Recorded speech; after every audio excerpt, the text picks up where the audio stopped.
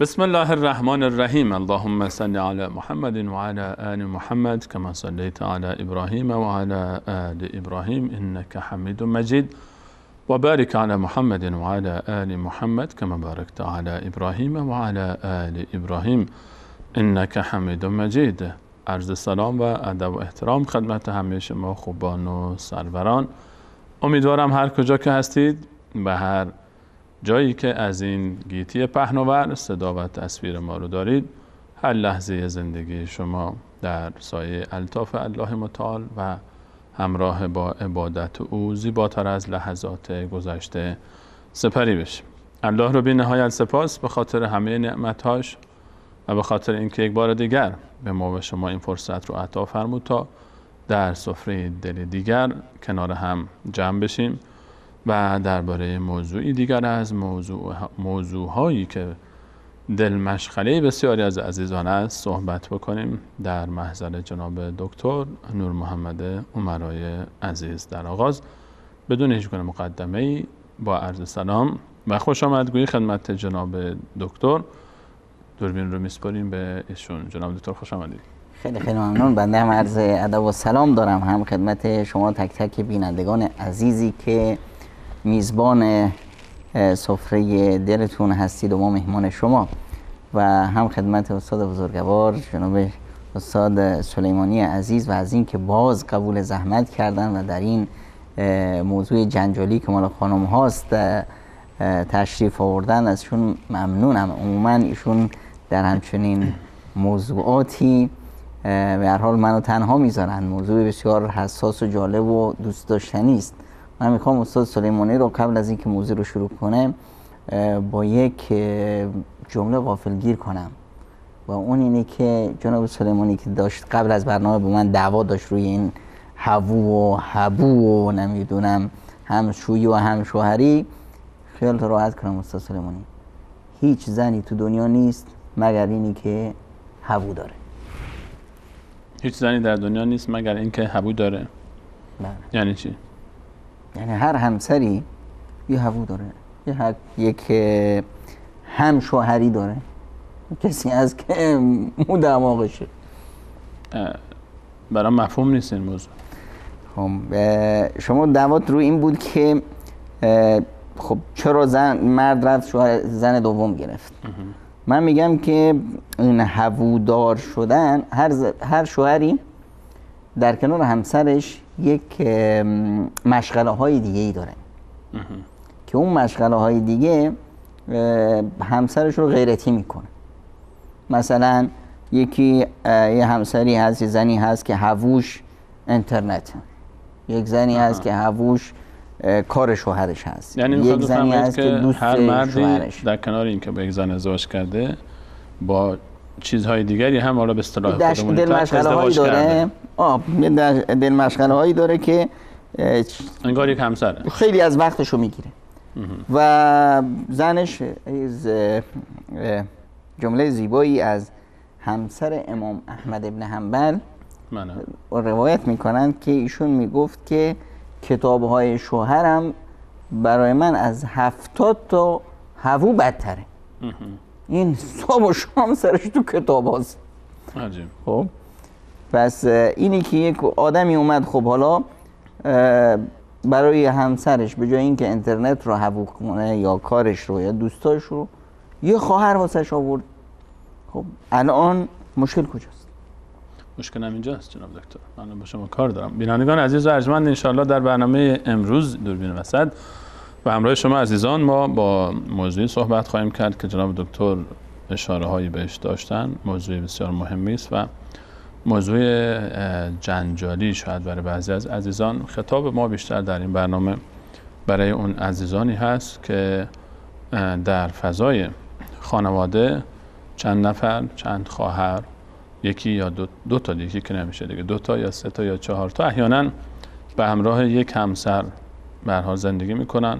مراد از زندگی این نیست که در یک اتاق باشن، به هر حال همسرهای یک مرد هستن، چند همسر هستن و حالا به تعبیرهای مختلف استفاده میشه در زبان فارسی ما و شما. در بعضی از مناطق مثلا مثل تهران تعبیر هوو استفاده میشه برای زن دوم، سوم یا چهارم. یعنی کلا زنها یک مرد نسبت به یکدیگر اونو میگن این فلانی هووی فلانی است.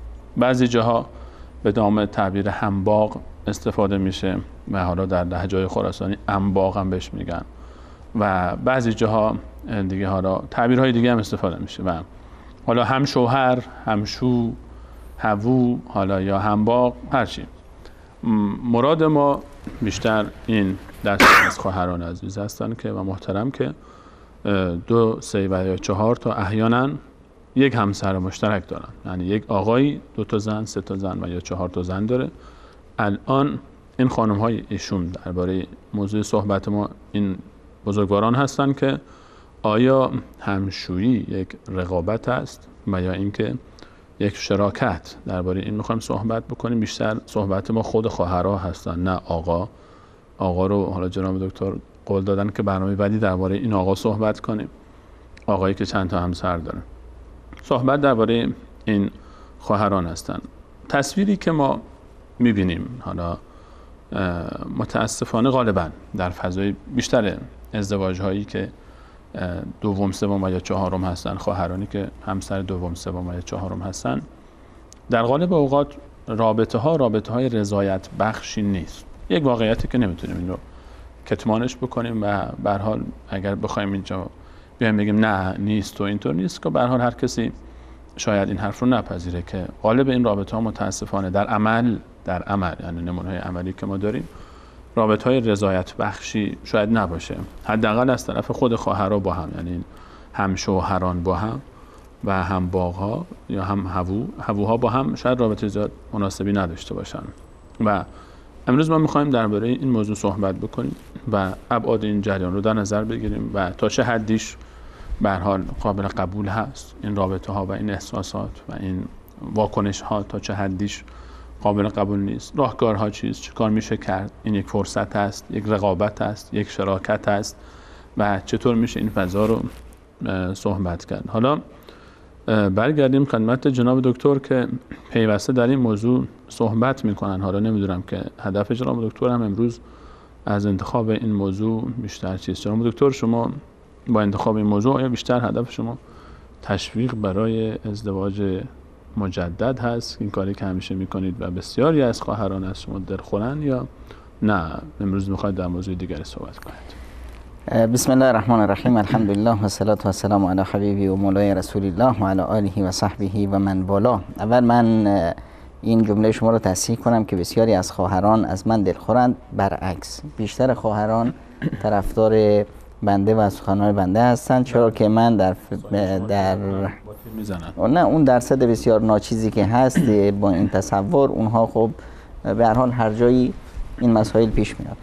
اما خیلی تلویزیون عوض کردن رفتن یک کانال دیگه رفتن. نه غالبا ما مثلا حداقلش 75% از خواهرها رو در صف خودمون داریم. صف شما یا من؟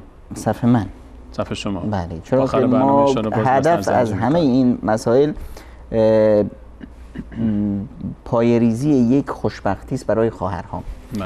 بله. قضیه چند همسری، خب الان ما یک چیزی داشتیم آقا سلیمانی قدیما، یک ضرب المثلی در فارسی که هوو رو خوشگل میکنه و جاری رو کدبانو. هوو رو خوشگل میکنه، جاری رو کدبانو میکنه. اینو ما در فکر کنم از اون ضرب المثل هایی که اصلا دیگه هیچ استفاده نمیشه، گم شده اصلا. حالا تا چه حد استفاده میشه این مسئله دیگه است، اما این بیانگر یه چیزی هست که پدران و اجداد ما میگفتن. امروزه الان پژوهش های علمی در مسائل خانوادگی این رو ثابت کرده. یک پژوهش علمی که اخیراً در بریتانیا مطرح شد همین بود، دقیقاً همین معنا که هوو رو خوشگل میکنه و ازدواج دوم باعث سعادت زن اول میشه بیشتر از زن دوم و به نفع زن اول هم هست. حالا این مسئله رو ما میذاریم کنار که ازدواج دوم بشه یا نشه، یا چرا بشه یا چرا نشه.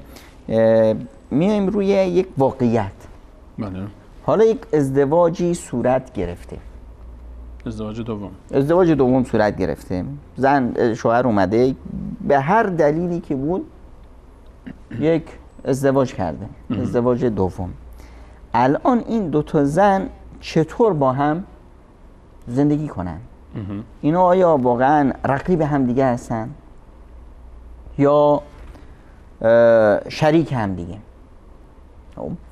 این ازدواج به طور عموم فایدهش، ازدواج دوم به طور عموم فایدهش مال هر دو تا زن هست، بیشتر مال زن اول، برخلاف اون چیزی که تصور میره. من در این باید صحبت زیاد دارم. شما حالا قبل از اینکه صحبت دارید، من میدونستم شما این کارو میکنید، من برای شما یک دلیل زنده آوردم. بله. این شکلات خوشگله شما بگیرید، اینو میل بفرمایید. رشوه بدید به من.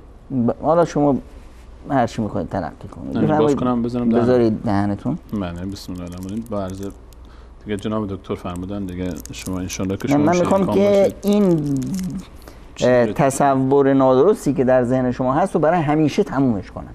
میخواید نکنید داروی ماری توش هست، میخواید منو حالا کنم. شما تجربهش کنید، چیزی توش نیست. بسم الله الرحمن الرحیم. خب اینم شکلات بعدم نیست، مزهش خوشمزه است. بعد نیست. خب این شکلات رو من به شما دادم. خب حالا شاید خودتون انتخاب کردید، شاید من به شما دادم. الان شکلات خوشمزه‌ای هست و شما دهن منم بستید که نتونم حرف بزنم. خب الان من میخوام که تا دهنتون باز باشه و باز دعوا نکنید، همین شکلات رو در بیارید. نه دیگه میخوام بخورمش. بذارید پایین، ادامه ماجرا رو با هم طی کنیم. بله. خب الان شما این شکلاته خوشگله رو دیدید. بله. این قرمزه رو خوشگل است نه؟ دهنتون آب افتاد. بیشتر آب نبات میخوره قیافش. خوشگله، دهنتون آب افتاد. الان اینو میل من گرون میگیره وقتی شیرینی میخورم تو حالا بهتر حداقل اعتراض نکن. اینا بخورم؟ اینا هم بخورید. خب قراره که بیرونش کنم، خب چرا بخورم؟ حالا بخورید ببینید. نمیدونم چه نقشی برای من دارید شما. بسم الله الرحمن. خب اینم خوشمزه است. این یکی فکر کنم خوشمزه تر بود از اولیش. خب یا نه برعکس؟ نه اون اولی بهتر بود. اولی بهتر. هنوز مزه قبلیه بود. آها الان اولی بهتر بود، درسته؟ بله. خب الان بار دیگه هر دو تا شکلات من در اختیار شما بذارم، کدوم انتخاب خواهید کرد؟ اولی رو انتخاب. ببینید این ماجرای دو زنی هاست. نه قبول ندارم. دقیقاً این چیزیه که شما شکلات اولیه که بهتر بود بهم دادید. خب اگه دوم دادیم گفتم نه دوم. نه نه نه نه نه دقیقاً. خب اینی که تو دهن من اگه اول میدادید به من میگفتم دومی رو میخوام. نه نه نه نه نه اصلا. اولی رو من برای شما الان میگم. اولی رو وقتی که شما به شما دادند، بله، مادر اختیار کرد، خب خواهرها دیدن پسندیدن، خود دیدی پسندیدی، خب پیشنهاد از این ور و اون ور بود. این شد زن اول شما. خوشمزه بود، یک مدتی از زندگی رو باش طی کردین. بعد از مدتی خب شما مردید، طبیعت مرد تنوع طلب است. بله با این موافقم. حالا باش عادی شدید، اون لذت اولی کم رنگتر شد. خب بعد از مدتی این شکلاته قرمزه رو دیدید، چشم پرکن، چشم پرکن بود، دهنتون آب افتاد. خب شما قبلا شکلات خورده بودید، شیرینی اون شکلات قدیم که مونده بود تو دهنت و الان عادی شده بود، بله، این اون شیرینی اولی شما رو انگیزه آفرینی میکرد برای شما که شکلات خوشمزه است. خب این یه جوری دیگه هسته ها، از اولی خوشگلتره، پر زرق و برقه. خب اومدین شکلات تجربه کنه انسان، میخواستی تجربه کنین، اما یک گرایشی توش بود که شما رو کشید. طبیعتا انسان هر جایی که میره نوشیدنی ها هست، خوردنی ها هست، شیرینی ها هست، میوه ها هست. انسان وقتی که تجربه قبلی هم داره طبیعتا برای شیء جدید میخواد تجربه بکنه. خب اومدید تجربه کردین. بله. ابتدای امر از شما پرسیدم چطوره؟ گفتید خوشمزه تر از اولی. یک هم نگذشته بود گفتید نه اولی خوشمزه تر بود. یعنی شکلات دوم شما را آشنا کرد با چی؟ با یک خوبی ها و مزیت هایی که تو شکلات اول بود و شما براتون عادی شده بود، چون دومی رو شما نداشتید اول. فکر میکردم دومی بهتر باشه. فکر میکردید بهتره، ابتدای کار هم احساس کردی بهتره، بعد از یک کمی دیدی نه نه نه اولی خیلی خوبیای بهتر داشت. بار دیگه وقتی که هر دو تا شکلات رو به شما دادم، هر دو نوعش رو، شما رفتید اولی رو انتخاب کردید. دقیقاً این ماجرای دو زنی هاست. خب یه پرانتز باز کنیم. باز کنیم. یعنی شما میخواید به این نتیجه برسید که غالباً همسر دوم وقتی که طرف میگیره باز بعد از یک مدتی برمیگرده سراغ همسر اول. حالا برمیگرده شاید تعبیر مناسبی نباشه چون هست، ولی نکردم. یعنی تمایل باز به همسر اول بیشتر میشه بعد از اینکه یک مقداری از همسر اول فاصله گرفته بود. چرا فاصله میگیره؟ خب به خاطر تنوع و به خاطر اینکه به هر حال یک شخصیت جدید، یک فضای جدید، یک استاد سلیمانی عزیز، طرف اومد زن دوم گرفت. زن دوم اولا جدید هست، الان این فرد اومد در یک سیستم جدید قرار گرفت. بله. الان با یک انسان جدیدی رابطه گرفت که خشمش یه جوری دیگه است، شادیش یه جوری دیگه است، یه شخصیت جدید، شخصیت جدیده. اصلا وقتی که یک انسان جدیدی رو میبینه اصلا دست و پاشو گم میکنه تا بیاد بدونه که چطور باش رفتار کنه. بله. این فرد اصلا تصرفات مردی که زن دوم گرفته تا حداقل یکی دو ماه طبیعی نیست. بله. نمیدونه که چطوری تو این بازی جدیدی که افتاده جمع کنه، اصلا نمیدونه که با عنصر جدید چطور رفتار کنه، نمیدونه که با قدیمی چطور رفتار کنه. بله. الان حداقل یکی دو ماه جدید هر تصرفی که میکنه طبیعی است. خب در عین حال تصرفات زن اول هم طبیعی است. زن اول براش این سوال پیش میاد که این به من خیانت کرد یا نه از من سیر خورده، من دیگه گرایش قدیمو ندارم، دیگه منو دوست نداره حتما. حالا خب به جهنم که دوستم نداره، من چیکار کنم با مردم؟ حتی حیثیت و آبروی منو حفظ نکرد. مردم چه خواهند گفت؟ مردم هم چه خواهند گفت؟ خب آیا حق نداره این حرفا رو بزنه؟ طبیعی است، این حقشه.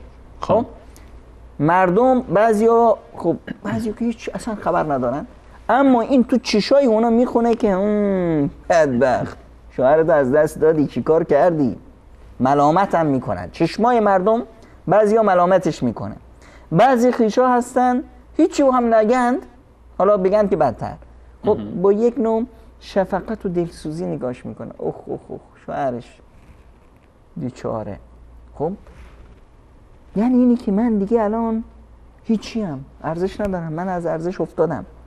این وسوسه ها براش پیش میاد و کاملا طبیعی است. اینا موجوده. خب ما انکارش نمی کنیم. بله. اما ما میایم به همین خانومه میگیم خانم عزیز مگه شما بچه اول نداشتید؟ بله. چرا بچه دوم آوردی؟ مگه نمیدونید بچه دوم غیرتی میشه از بچه اول؟ بچه اول از بچه دوم غیرتی میشه، بعدش میاد حسادت میکنه. توی وقتی هست، توی فرصت مخصوصا اوایل وجودش طبیعی است. هر بچه دومی که میاد بچه اول خب میبینه که یک کسی عنصر جدیدی اومده، پدر مادر ما بدزده، پدر مادر مال خودمه. خب الان من به شما خانم بگم که شما چرا خیانت کردید به بچه اولت؟ حرفم درسته؟ کلن بردید یه جای دیگه موضوع رو. دقیقاً همین ماجراست استاد سلیمانی عزیز. اینجا یه بچه بود، شما بچه دوم و سوم و چهارم آوردید، ما حق نداریم به شما بگیم که شما خیانت کردید. در ابتدای کار این بچه ها هم دیگه رو تحمل کنن براشون سخته. بچه رو میبینی که اصلا به مادرش میگه گمش کن اینو، اصلا به شیر نده، نمیخوام، دورش کن، از پنجره بندازش بیرون، فلانش کن.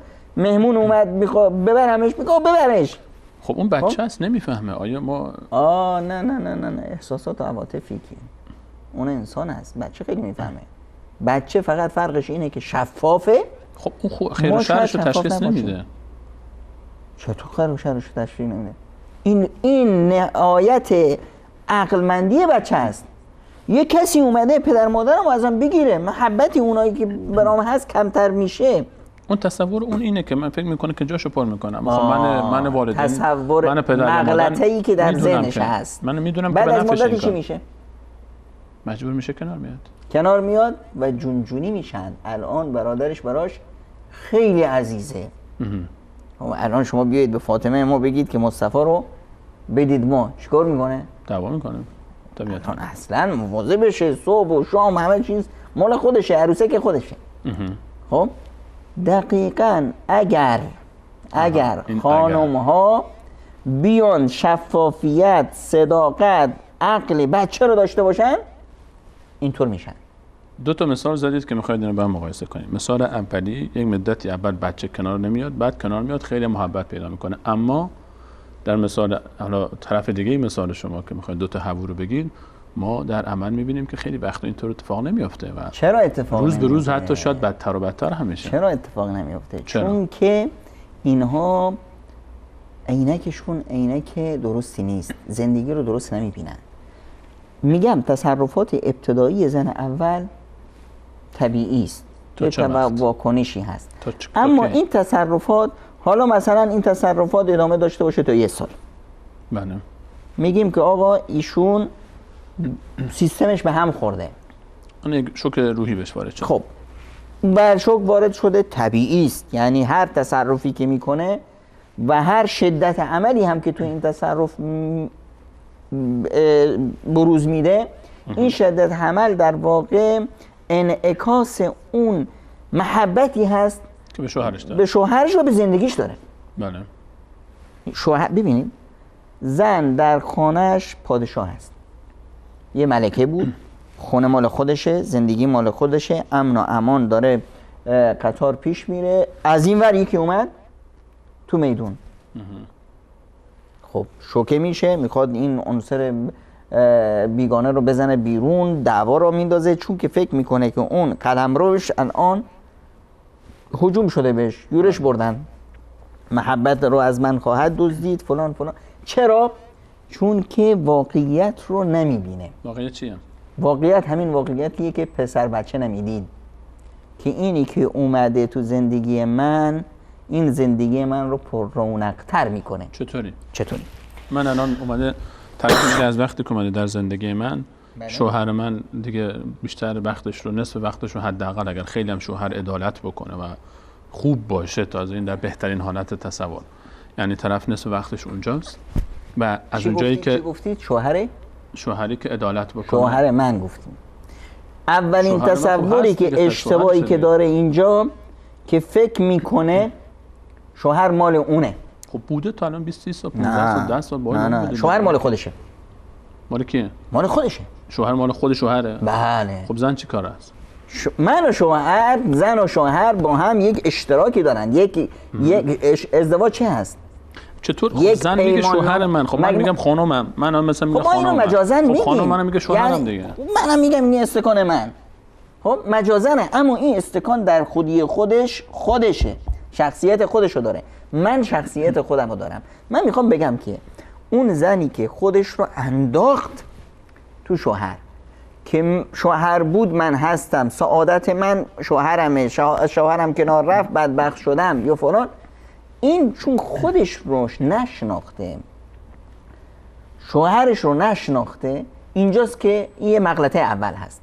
شوهر شخصیت خودش رو داره، یه چیزی با شماست، شراکتی با شما داره، شراکتی با دوستاش داره، شراکتی با همه جامعه داره، با کارش داره، با چند بعد داره زندگیش. آفرین. یه بعدش که با منه، یه بعدش بله، یک بعد زندگی من هم با اونه، نه کل زندگی من. طبیعتا من هم، اما کل زندگی من، سعادت من کجاست؟ دست خودمه. من تا و مصدر سعادت هم آسمونی هست، الله هست. من تا چقدر به خدام نزدیک بشم به همین اندازه خوشبختم. در همین سیستم نزدیکی به خدا یک بعدش شوهره، حسن تبعال هست، رسیدگی درست به همسر. اینو درست کردن یعنی همسرم از یک بعدی که منو با خدا نزدیک میکنه، از یک بعدش همسرم بهشت و جهنم منه. یکی از راههای دست یافتن به بهشت. همونطور که همسرم بهشت و جهنم منه، نمازم هم بهشت و جهنم منه. پدر و مادرم هم بهشت. نیکی کردن، خوبی کردن و اخلاق خوب هم، رسیدن به همسایه و به اینا همش هر کدوم یک راه است. یه بودی از زندگی من هستن. خب پس ابتدای کار اینه که افراد قضیه ازدواج رو درست نفهمیدن. چون که این رو نفهمیده فکر میکنه که شوهرمو ازم دزدیدن. مگه شوهر چی هست؟ ساعت دسته که دزدیدن، موبایلی که دزدیدن. خب جناب دکتر، وقتی که طرف میاد و یک دفعه خب با ازدواج کردن در زندگی میبینه که شوهر کلا محبتش اونجاست، رفت آمدش اونجاست، توجهش اونجاست، رسیدگیش اونجاست، هر وقتم که خونه بیاد خسته، کوفته، حوصله نداره، حتی میشه گفت که نگه فقط یک حضور فیزیکی خسته، بی حوصله، بی احساس. خب این چطور خب دزدیدن دیگه خودم که نداره دیگه. مگه گروگان بگه که گروگان بگیره بگه 24 ساعت دق نداره از خونه بره. تا اینجاش حق با شماست، اما تا کی؟ این ماجرا ادامه میده تا وقتی که شما مزه شکلات دوم رو خوب چشیدید. اومدیم شکلات دوم خوشمزه تر بود؟ خوشمزه تر باشه. اومدید شکلات دوم خوشمزه تر بود. بله. الان شما برمیگردید من عادت کرده بودم به شکلات اول، اونو بچگی ها اون شکلات من دوست داشتم. تا الان ما میخواییم فاطمه رو یه چیزی بدیم بخوره. من میگم فاطمه الان 2 سالشه، الان 4 سالشه. خب من میگم که اون کوچیکی ها تو اینو خیلی دوست داشتی. خب فوراً چون که کوچیکی ها اون وقت رو دوست داشت میره به مادرش میگه من اون وقت کوچیک بودم و اینو خیلی دوست داشتم، میخوردش. صبحش گردو دادم با همین بهانه. خب زن اول همیشه در معادله زن اول و دوم، زن اول سنگین تره. کفه میزان زن اول ترازوش سنگین تره. بگو چرا؟ زن اول یعنی چی؟ یعنی عشق اول. زن اول یعنی اولین تجربه زندگی با جنس مخالف. زن اول یعنی تمام قلب. اینو اگر تمام قلب بود چرا شوهر رفت زن دوم گرفت؟ ابتدای کارش تمام قلب شروع کرد یا نکرد؟ خب شاید طرف شوهرم بخواد بگه که تمام قلبم نبود و به زور بهم دادن. به زور داشتن اما قلبش خالی بود. پس این اومد به زور هم که اومد توی یک قلبی اومد که کلش خالی بود. طبیعتا به حال اینکه به زور کم داده باشن وقتی که ارتباط زندگی زناشویی شروع میشه هم وابستگی ها روز به روز بالاخره یک محبت ایجاد میشه. زن اول همه چیز تاریخ این مرد است با جنس مخالف. محبت اول، جوونی، اگر فرزند داشت فرزندای اول، فرزند اول همیشه شیرین است و عزیز است و فلان. بله. زن دوم که اومد، اصلا زن دوم اومد تو قلبی که اون قلب یا نیم بود، با نیم قلب اومد. حتی اگر این مرد از زن اولش خوشش نمی اومد، یه مقدار جا داره تو این قلب یا نه؟ طبیعتا همسرشه دیگه.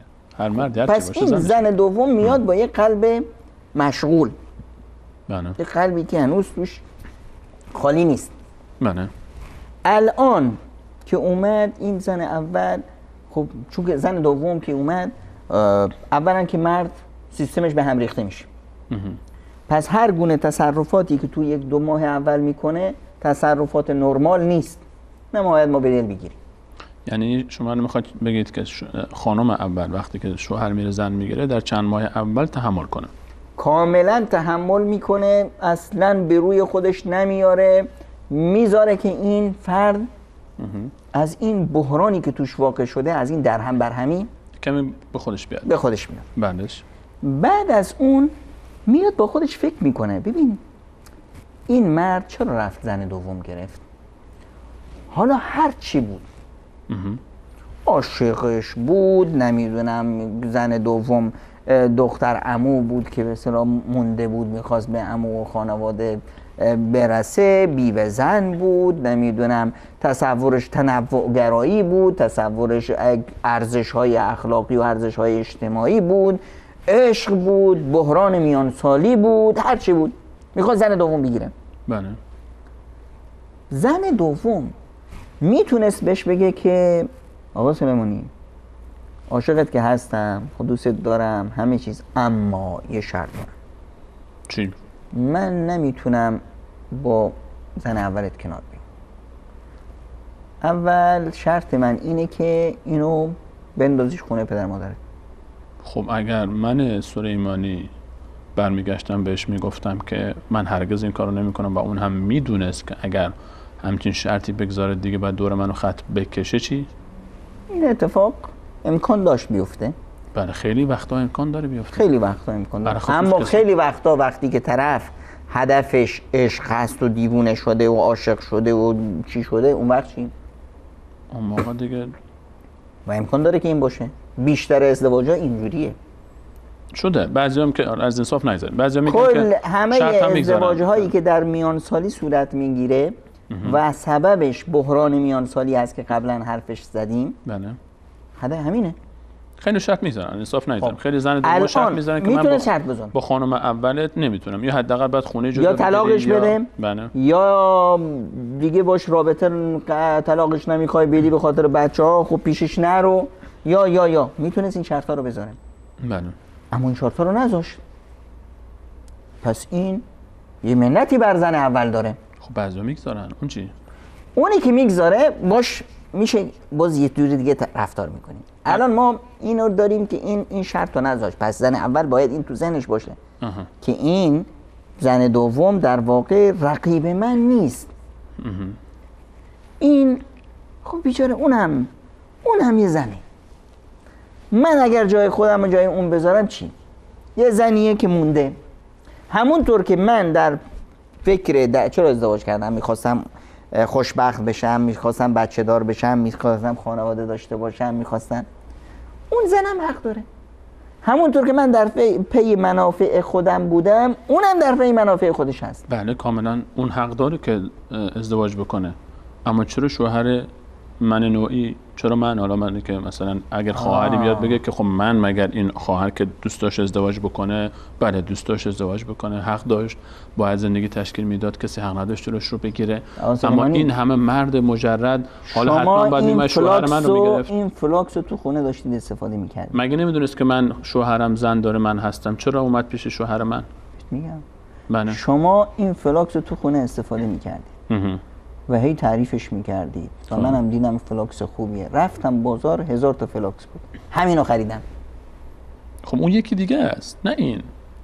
همین فلاکس منو که نگرفتی. فلاکس شما رو خریدم که چی؟ این شوهر شما وقتی شوهر شما رو انتخاب کرد یعنی چی؟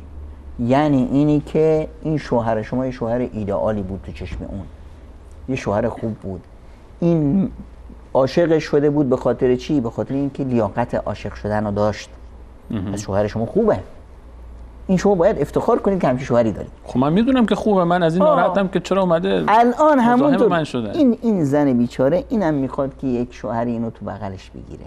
اینم میخواد که 4 تا بچه رو تو آغوشش داشته باشه، مادر باشه.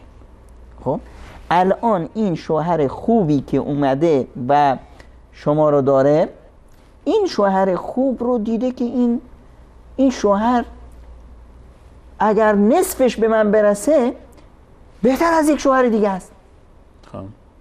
اومده این شوهر رو انتخاب کرده. من باید بهش حق بدم که این خانم این فضای خونه ما رو دیده، تجربه زندگی ما رو دیده. این در واقع عاشق این شوهر نشده، در واقع عاشق تجربه این زندگی شده. مگه نمیدونه این شوهر بچه داره؟ خب کسی که خبر ندارن چی؟ اونایی که خبر ندارن از زندگیش. اونی که خبر نداره خب اون شوهرش رفته و مثلا گول زده و این خیانت هست. خب که اون باز شیوه دیگه‌ای باش برخورد میشه. بله. حتی اونی که خبر نداره الان اومده تو این خبر نداره، یعنی خبر نداره که زن داره ولی خب از فضای زندگیش خبر نداره. از فضای زندگیش همین فردی که راه میره انعکاس فضای زندگی است. این اگر تو زندگیش با زنش مشکل میداشت، با خانوادهش مشکل میداد، دیگه اینجور تصرفات اینجور نبود. آدم آن نرمالی بود. درسته. خب الان این فرد رو انتخاب کرده، در واقع شیوه زندگی این فرد رو انتخاب کرده، در واقع خانواده این رو انتخاب کرده و انتخاب کرده که این خانواده وجود داره. بله. من میخوام در کنار اینا باشم. چرا در کنار اینا باشم؟ چون اینا خوبن، این شوهر خوبه، این بچه ها رو خوبن، خب حتما مادرشون هم خوبه. من حاضرم که در کنار اینا شریک زندگی اینا بشم، نه رقیب زندگی اینا. اگر میخواست رقیب بشه اولین شرط این بود که اینا رو بنداز دور، من میام. پس اینجا باید عقلیت شراکت داشته باشیم ما. خب چرا بگم که شوهرم رو دزدید؟ شوهرم مال خودشه، همونطور که من مال خودمم. شوهر میتونه به من، پدر مادرم بیام بگن که آهای کجا بودی آدم نمیدم چی این دختره رو ما 25 سال 20 سال سرش هزینه کردیم، درستش کردیم، ساختیمش، تربیتش کردیم، اومدی دزدیدیش. چرا پدر مادر من نمیگن که دختر ما رو دزدید؟ پدر و مادر من چرا به ایشون به عنوان پسرشون نگاه میکنن؟ چرا که اونا عقل دارن، عقلشون رشد کرده، طبیعت زندگی رو فهمیدن. الان اگر من هم با عقل نه با عاطفه و احساسات، به احساسات من گفتم که 100% به شما حق میدن. طبیعت زن هوو رو، یا هم به اصطلاح کلمه هوو چیز خوبی نیست. هوو اصلا از چی گرفته شده؟ لهجه گنابادی های ما به هوو میگن هاون، هاون رو بهش میگن هوو، از اونجا گرفته شده. هاون اونجا که میکوبه دق همیشه دق میکنه، خب از اونجا گرفتن گذاشتن هوو. اما بهترین لفظی که استفاده میشه یا کلمه‌ای که استفاده میشه همباغی هست که عزیزای خراسانی ما میگن. البته تعبیر انباغ دیگه همون هیشو ای میکنن، همون همباغی واقعا تعبیر مناسبی هست. همباغیم آقا، یعنی ما با هم، و این تعبیر برمیگرده به اصولش به چی؟ به قرآن کریم. قرآن کریم فضای زناشویی رو به زرع تشبیه داده. خب زرع یعنی کشت و کار. الان ما هم کشت و کاریم، یعنی یک باغی رو، یک مزرعه‌ای رو ما با هم کشاورزیم. یک باغ چند تا درخت هستن با یک باغبون. الان این دو تا کشاورز با هم رقیب باشن بهتره یا با هم همکار باشن؟ اگه همکار باشن کارا رو تقسیم میکنن، زندگی باغ بهترین صورت سبزش میکنن، آبادش میکنن. اگه حسود هم دیگه باشن، این میکاره شب، اون میره فرداش خراب میکنه، کل این باغ میشه ویرانه. من میخوام بگم که یه واقعیتی که الان به وجود اومده، ما الان نمیخوایم بگیم که آقایون برید زن دوم بگیرید. الان خطاب ما کسانی است که ازدواج کرده شوهرشون با زن دوم هستن، یا سوم یا چهارم با زن اول. الان شما میخواید که چیکار کنید؟ اتفاقی که افتاده دیم. اتفاقی که افتادید. در اتفاقی که افتاده یک واقعیت رو باید مد نظر بگیرید. اینی که بعضی از ارزش ها هستند که خداوند گذاشته که این ارزش ها جذر و مد ندارن، بالا پایین نمیشه. خواهش میکنم. نه بالا پایین میشن، نه کم و زیاد میشن، و باید باشن، همه جا باشن. عدالت هست و عکسش ظلم و ستم. عدالت بر همه افراد فرض واجب است، در همه جا و با همه کس. هر جا و هر کس و هر حالتی بود، عدالت باید اونجا حکم فرما باشه. ان الله یأمر بالعدل. امر دستور الله تعالی است.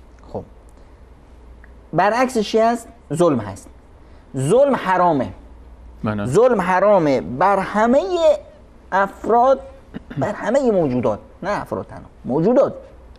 بر هر چیزی ظلم حرامه. والله لا يحب الظالمين. والله لا يحب الظالمين. در هر جا و هر مکان. الان شوهر شما زن دوم گرفت، خداوند به شوهر شما امر کرده که چیکار کنه؟ عدالت کنه. عدالت بکنه. این عدالت کم و کاستی نداره.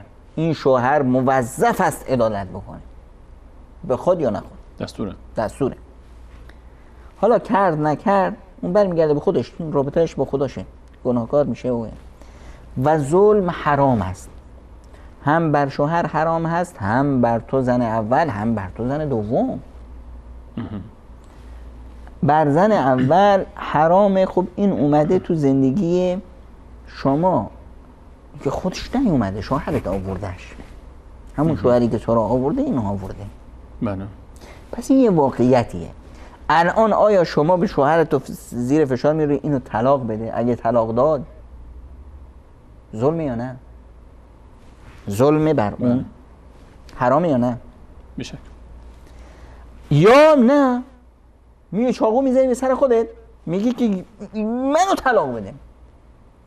اگه تو رو طلاق داد ظلمه یا نه؟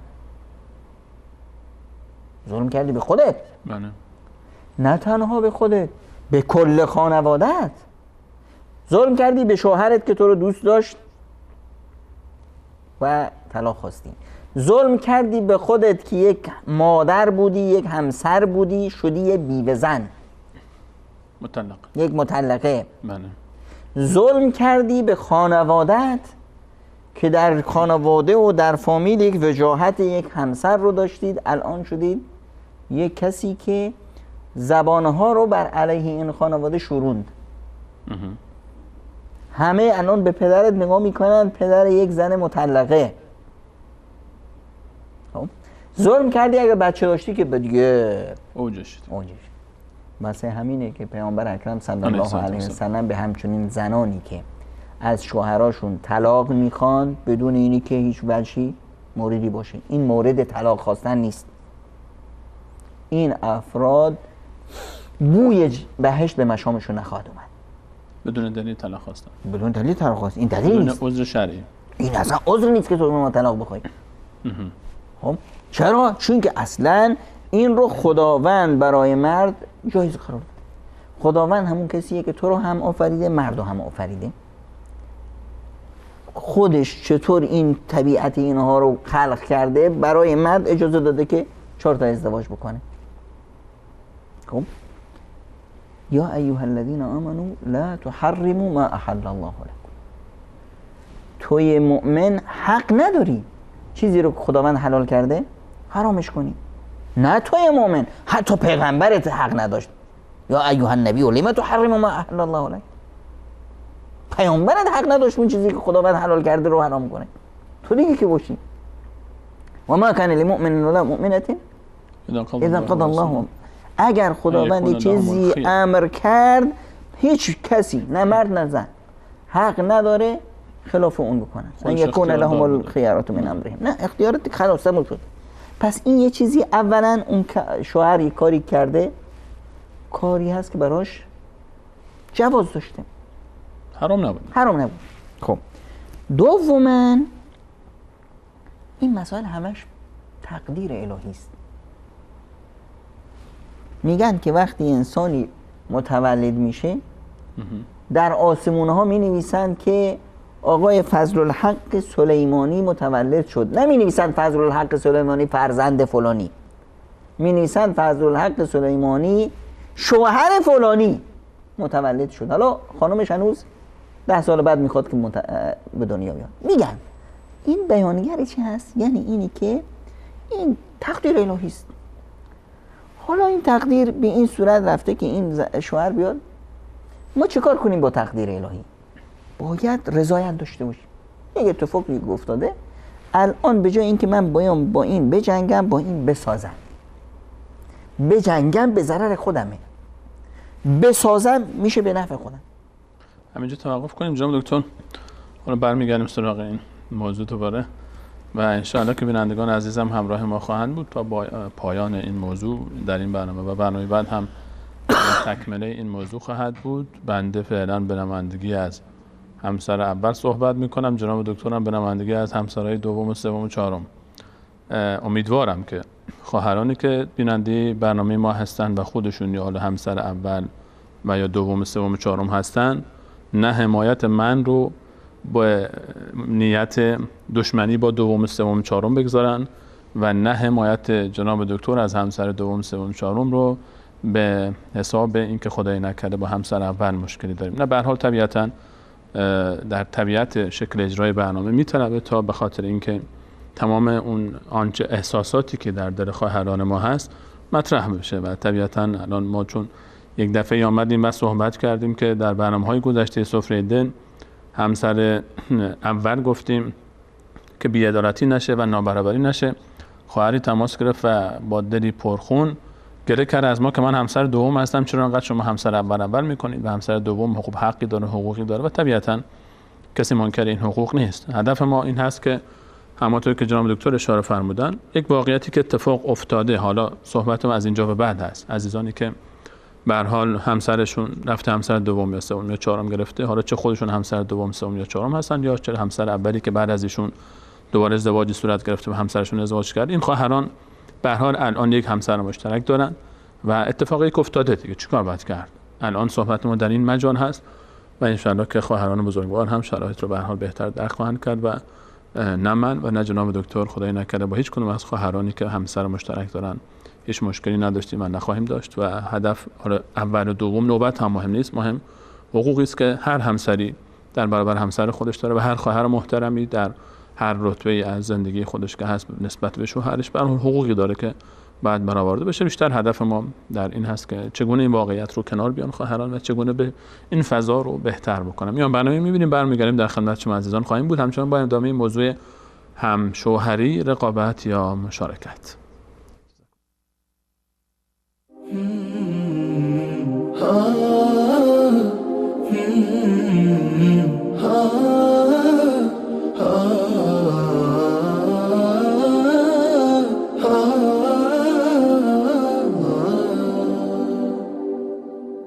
هي زوجتي عنوانها عنواني وحبيبتي بستانها بستاني ورفيقة العمر الذي أيامه في بيتها أزكى من الريحان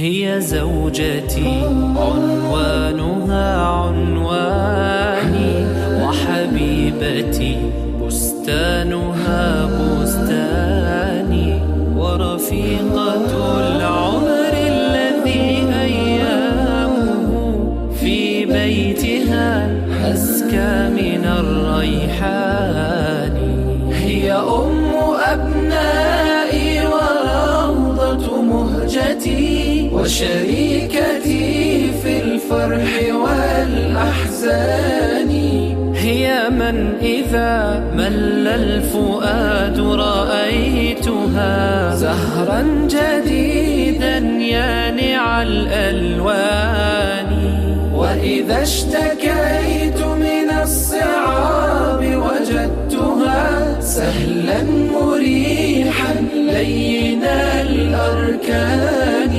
وإذا أتيت من الظهيرة متعبا كانت كأنفاس النسيم الحاني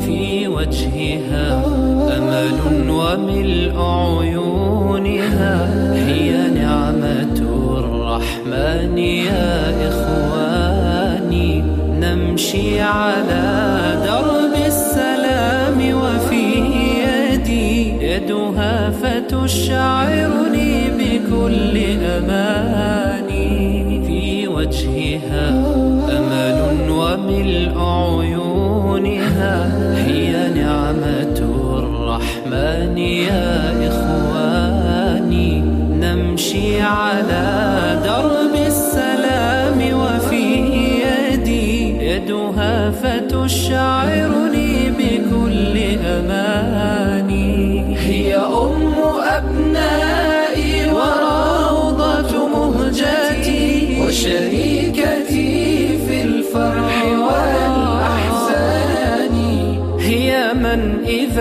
مل الفؤاد رأيتها زهرا جديدا يانع الألوان وإذا اشتكيت من الصعاب وجدتها سهلا مريحا لين الأركان وإذا أتيت من الظهيرة متعبا كانت كأنفاس النسيم الحاني يا رب فاملأ بالمحبة بيتنا والود والإخلاص والإيمان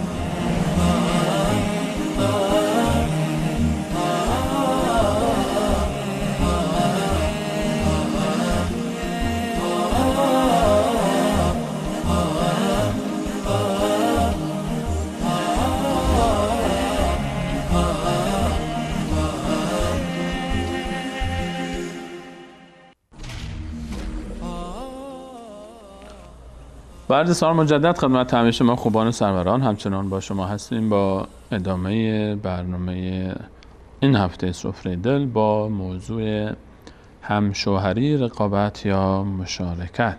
در بخش اول برنامه جناب دکتر به موضوعات اشاره فرمودند، تصوراتی که نادرست هست از سمت به هر حال برخی از خواهران بزرگوار در موضوع تعاملشون با حالا همباغ یا هوو یا خانم دوم، سوم، چهارم همسرشون احیانا، و اینکه این فرصت و ازدواج همسرشون با یک خانم دیگه لازما این معنا نیست که حتما ایشون رقیبشون هست، همسر جدید رقیبشون هست و باید رقابت بکنه و تا چند ماه اول حتی شاید تا یک سال هم برخوردها و رفتار همسر، مرد، آقا قابل پیش بینی نباشه و به هر حال یک زندگی جدید شروع کرده و یک فضای جدید داره و باید تحمل کرد و همچنین درباره آنچه که از طرف همسر اول اتفاق میفته و به هر حال از ناراحتی ها، از احساسات و عواطفی که هست طبیعی است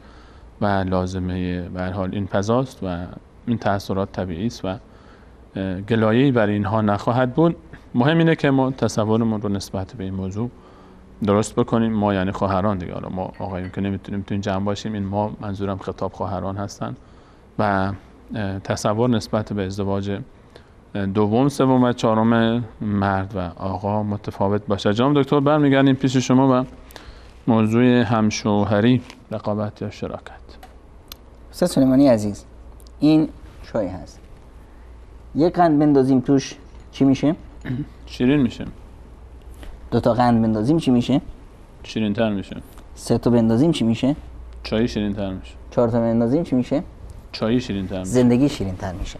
نه، چای شیرین تر میشه. زندگی است. خب چایی که زندگی همش چای نیست. یه جزئی از زندگی است. چای شیرین تر میشه. اگه چای رو بگید آقا، بله آقا خوش به حال ترش میشه. آقایی که همین خوش به حال تر آقا میشه. من میگم زندگی آقا شیرین تر میشه، اما خب کل زندگی خانواده قندون خالی میشه که اشکال نداره. کل زندگی ببین جناب دکتر، شما ما زندگی یک لحظه، من از طرف یکی از خواهران، حتما این سوال تو زندگی از خواهران الان پیش اومد، شما میفهمید زندگی شیرین تر میشه، طرف زن دوم میگیره، زن سوم میگیره، زندگی برای کی شیرین تر میشه؟ برای آقا؟ برای خانواده الان ناراحتن آقا.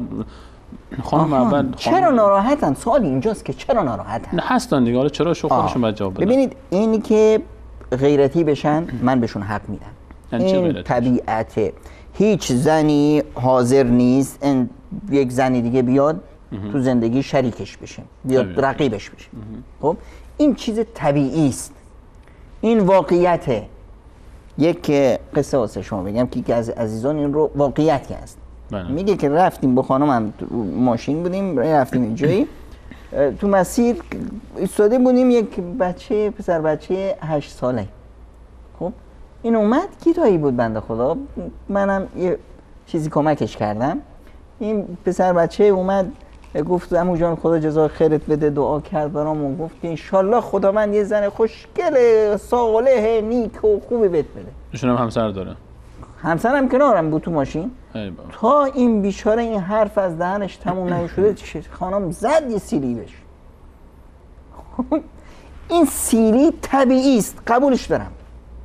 خب یه قصه جالب تر از این بگم که این قصه هم اینم باز واقعیتی هست که یکی از دعوتگران علمای مشهور سعودی آقای عریفی تعریفش میکنه. معروفه. خب عریفی از یکی از دوستاش میگه که دوستم تو دمام زندگی میکنه، دمام و خانوادهش تو ریاض هستن، بین دمام و ریاض 4 ساعت فاصله هست. میگه که ما رفتی بودیم هر 2-3 ماهی میرفتیم یه سری به پدر مادر خانمم میزدیم تو ریاض.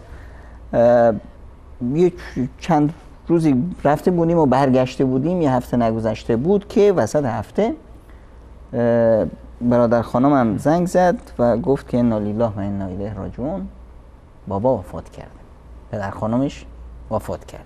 بله. اگر خانمتو بیاری خوبه که الان عزاست و اینا.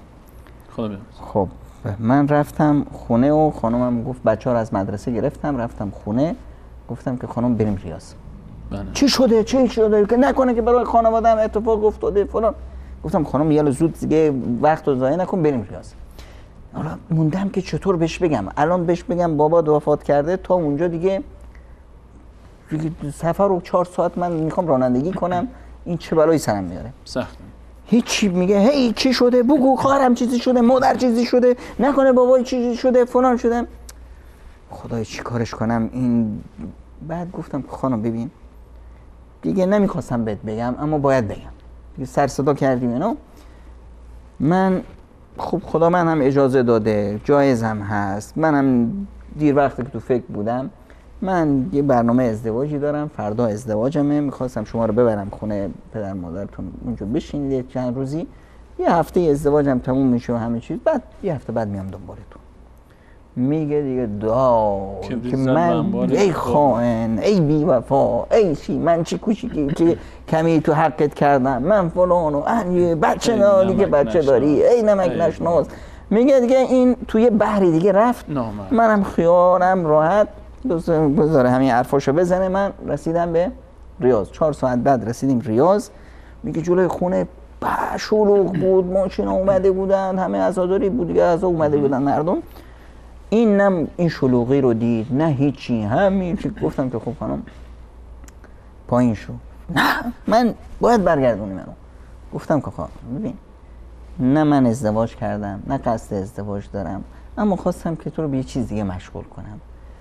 خدا بیامرزه انا لله و انا الیه راجعون، بابات وفات کرده. بابام خب وفات کرده، همه میمیرن، مگه مرگ حق نیست؟ همه میمیرن، تازه بابام خیلی عمرم کرد، زندگیش زیاد بود. خب تو بگو خدا قسم بخور که زن نگرفتی. بابا رو فراموش کرد. گفتم قسم میخورم زن نگرفتم اما بابا وفات کرده. میگه خب خدا رحمتش کنه، بابا رو بریم یه 2 ساعتی بشینیم برگردیم، بچه‌ها فردا میرن مدرسه.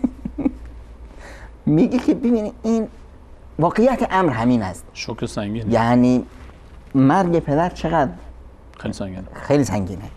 الان برای زن دوم یه فاجعه هست که اون مصیبت رو فراموش میکنه، اون مصیبت رو کمرنگش میکنه. به حالا جناب دکتر من یاد یک دکات دیگه افتادم تا این باب که از خیلی از یک جای نام نبریم نظرسنجی کرده بودن از حدود 100 نفر از خواهران که آیا شما دوست دارید که بین این دو تا یکی رو انتخاب کنید که شوهرتون بمیره یا زن دوم بگیره. و عجیبه که خیلی گفته بودن اگر بمیره برای ما قابل تحمل تره تا اینکه زن دوم بگیره. این به هر حال اینو دیگه خیلی شورش کردن. خب اینو مثلا میخواد که به هر حال این طبیعی است. و یه قصه زیبای دیگه هم بگم حالا که اینجور شد.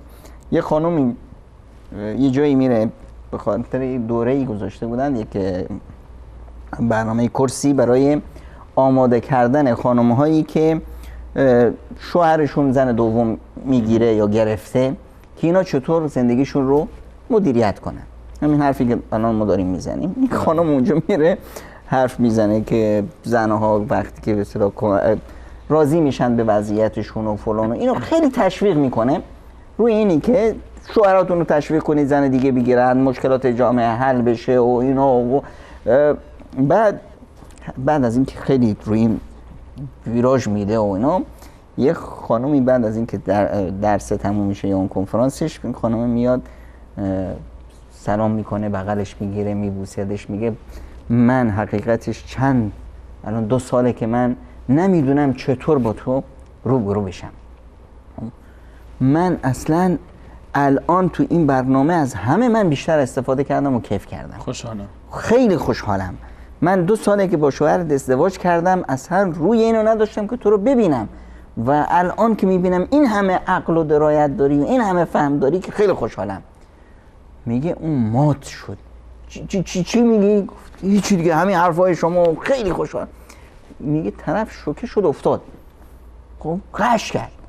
خب بعد آوردن گفتم بابا نه من شوهرتو میشناسم نه زن شوهرتم، اما میخواستم بهت بگم که یه حرفایی که میزنی به قد همون حرفات باش، به اندازه حرفات برو توی موضوع دیگه حرف بزن، این حرفو بذار برای آقایون، بذار بعد جام دکتر اومد. بذار. خب این واقعیته. این غیرت چیز طبیعی است. خب الان این غیرت رو چیکار باید کرد؟ الان با این غیرت نتیجهش هست. غیرت همون غیرت بچه است که خب این بچه خوبه. بله این بد یا خوبه؟ این غیرته خوبه. این غیرت یعنی چی؟ یعنی اینی که من وقتی پسر بچه دوم که اومد باش دعوا داشت و حسادتش میشد، مبناش چی بود؟ چون نمیخواست که جای پدر مادرش رو براش پر کنه، جای اونو تو قلب پدر مادرش پر کنه.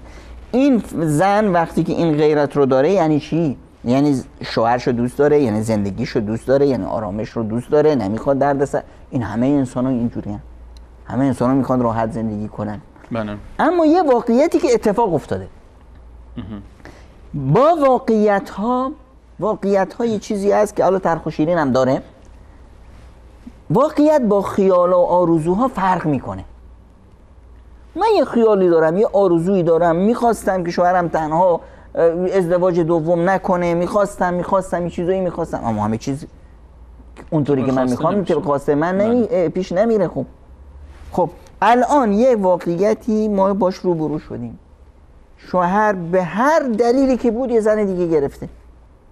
الان ما چه کار بکنیم؟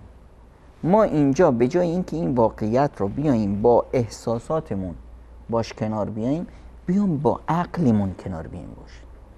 بیا تصور کنیم استاد سلیمانی عزیز، یه خونه ای هست که توی این خونه 4 تا خانم هست که این خانم ها با واقعیت کنار اومدن، یعنی با عقل، با یه اتفاقی افتاده با عقل اینو سنجیدن.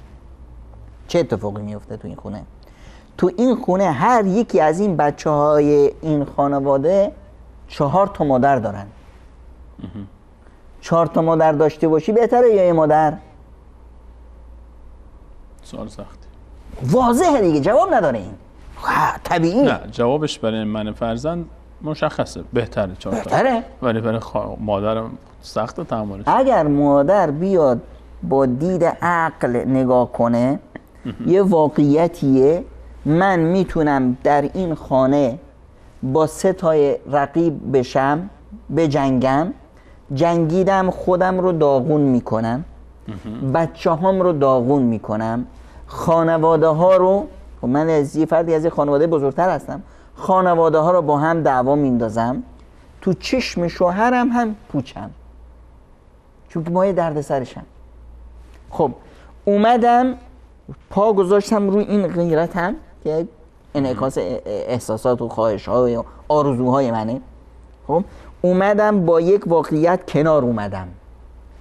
در کنار خودم 3 تا خواهر دیگه دارم. مریض شدم 3 تا خواهر دارم، مهمون اون داشتم 3 تا خواهر دارم، هر خونه ای که چند تا، من یکی از عزیزان ما 2 تا همسر داره. خب این میگه که یکیشون که مریض میشه دیگری مثل مادر بالای سرشه گریه میکنه.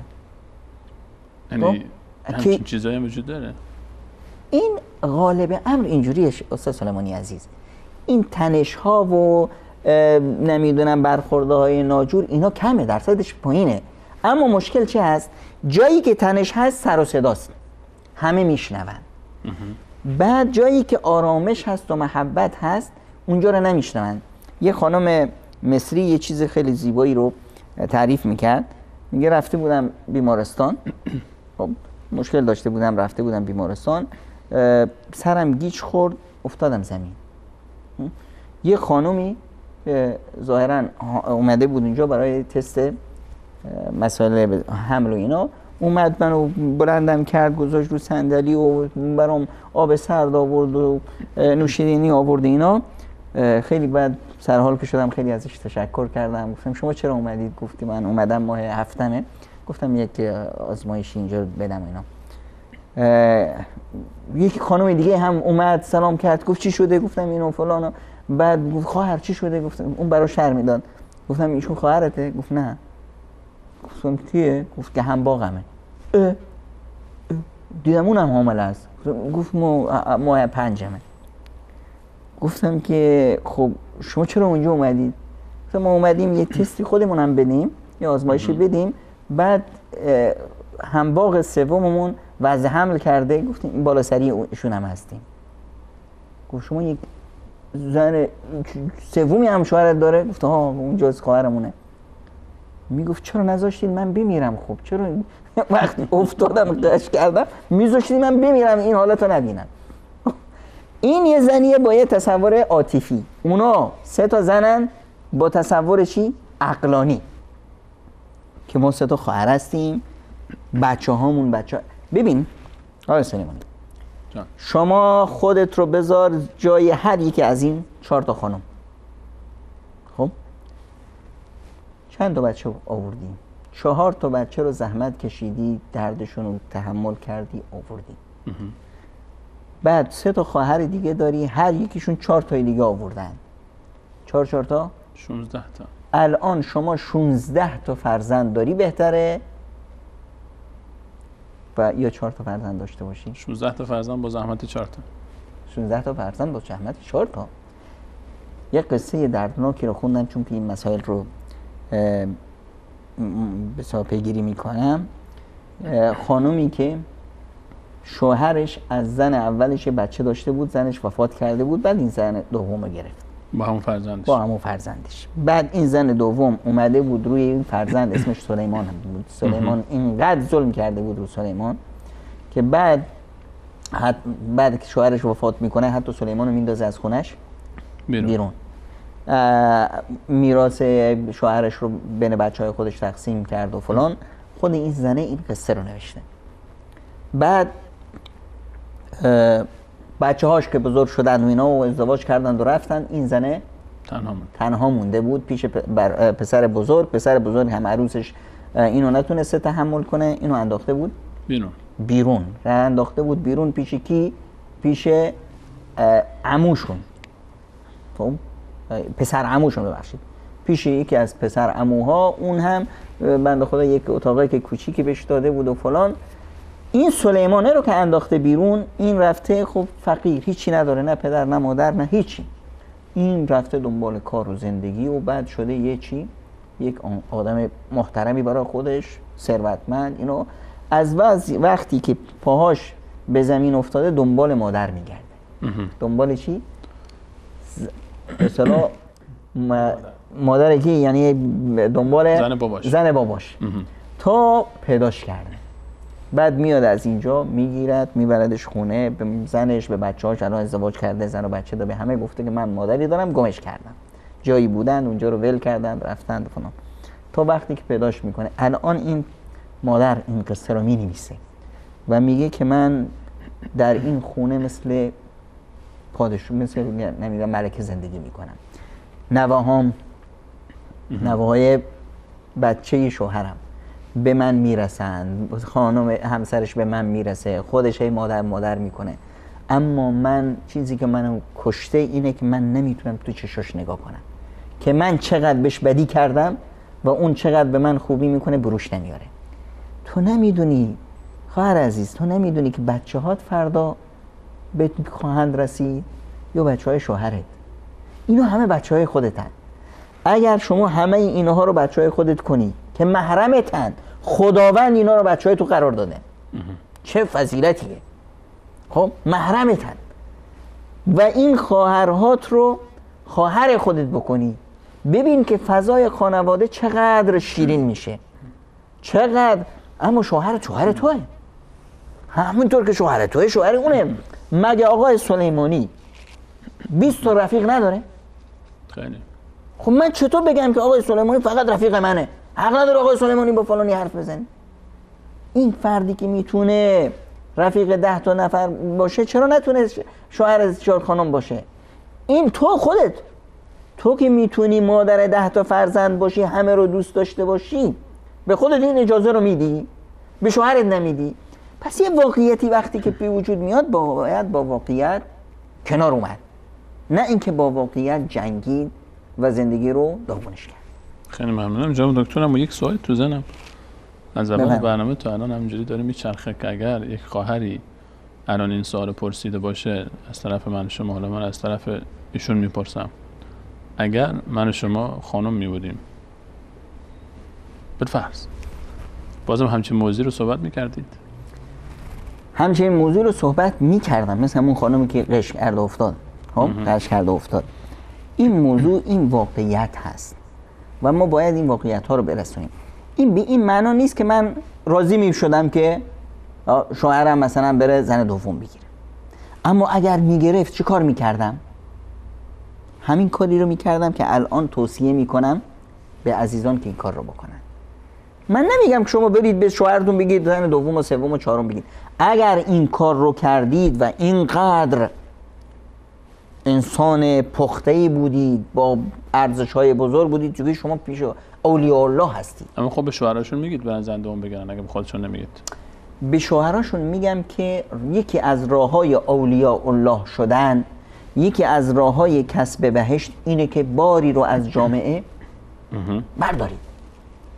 و بدونید آقای سلیمانی عزیز، ما خداوند هرگز اجازه نمیده کسی از خداوند متعال به بندگان خدا رحیمتر و شفیقتر و مهربانتر و دلسوزتر باشه. نیست اصلا، نیست، امکان نداره. یعنی شما هر چقدر به بندگان خدا، برای بندگان خدا دلسوزی کنید، هزاران برابر خداوند در حق شما مهربانی خواهد کرد. به هر حال این ما چقدر میخوایم آقای سلیمانی زندگی کنیم؟ میخوای 100 سال زندگی کن. این 100 سال رو فقط واسه خودت زندگی کنی، تنها میمیری، تنها دفنت میکنن، کسی ازت خبر نمیشه. این 100 سال رو برای بشریت زندگی کنی، هرگز نخواهی مرد. زندگیت شروع میشه از آدم و تا آخرین انسانی که روی زمین هست، جزئی از این سریال بشریت میشی. سعدیا مرد نکونام نمیرد هرگز، مرده آن است که نامش به نکویی نبرد. بارک الله فیکم، جزاکم الله خیر جناب دکتر.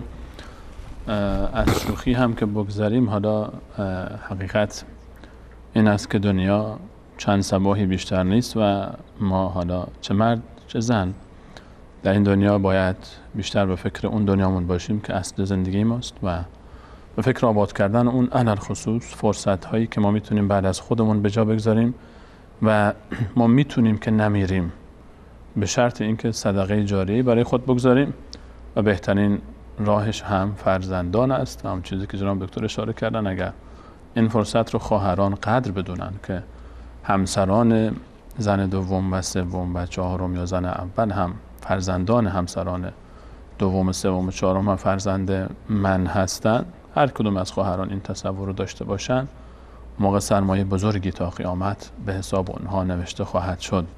به جای اینکه یک فرزند داشته باشه چندین فرزند، خود همین کفایت میکنه. حقیقتا اگر مقداری از احساس بگذاریم، با خودمون بشینیم خلوت بکنیم که بعد از مرگ ما این سرمایه جاری که برای ما میمونه، به جای اینکه یک نفر باشیم و چند تا فرزند، وقتی چند نفر باشن چند تا فرزند خیلی بهتر میتونه کمک میکنه به انسان. گرچه به هر حال مقداری این تفکر میخواد و تعقل میخواد و تسلط بر احساسات میخواد. طبیعتا احساسات اگر کنترل ما رو به دست گرفت به جایی نمیرسیم، نه در دنیا و نه در آخرت. جناب دکتر اجازه بدید سوال‌های بینندگان عزیز رو چند تایی رو مطرح کنیم. یک تجربه‌ای که الان چند روز پیش باش مواجه بودم و برای عزیزان هم بگم. یکی از دانشجوهای بنده است، دختر خانومی هست، ایشون برای من تلفن کرده بود و از وضعش میگه. من پرسیدم که حکایتشون چی هست. میگه که پدرم 4 تا ازدواج کرده و از هر یک از خانم‌هاش چند تا فرزند داره و ایشون دختر زن اولشون هست و میگن که پدر وفات کرده الان. بله. برادر بزرگ پدرش هم یک آدم خیلی مؤمن و با تقوا اینا بود و یک مثلا دبیرستانی هم داره که در اون علوم اسلامی و علوم. برادر بزرگ کله شقه، از اول زمان پدر هم کله شق بود، درس هم نمیخون. بعد از این که پدر وفات کرده این کل میراثی پدر رو همه رو مالک شده و تصرف کرد. هر 4 تا مادر من جمله مادر خودش با همه بچه‌ها اینا رو زده بیرون. الان ازش پرسیدم که شما وضع حالتون چطوره؟ میگه ما خیلی خوبیم وضع حالمون. چطور؟ میگه اول خیلی اذیت شدیم و سختی‌ها داشتیم اینا، اما الحمدلله برادرانم از مادرای دیگه اینو الان کار میکنند و منم الان خودش فوق لیسانس داره میخونه، خواهر دومش لیسانس میخونه، برادرش همچنین و همه خانواده الان بعد از یک بحرانی که طی کردن همه الان روی پای خودشون وایسادن. همش به برکت چی؟ به برکت یک نوع انسجامی که بین این 4 تا مادر بوده با فرزندان که همه به هم دیگه میرسن. ببین چقدر فرق. الان اگر همین یه مادر می بود و همین بچه کله شق، ببین وضع این خانواده به کجا میرسید. مشکل میخوردن.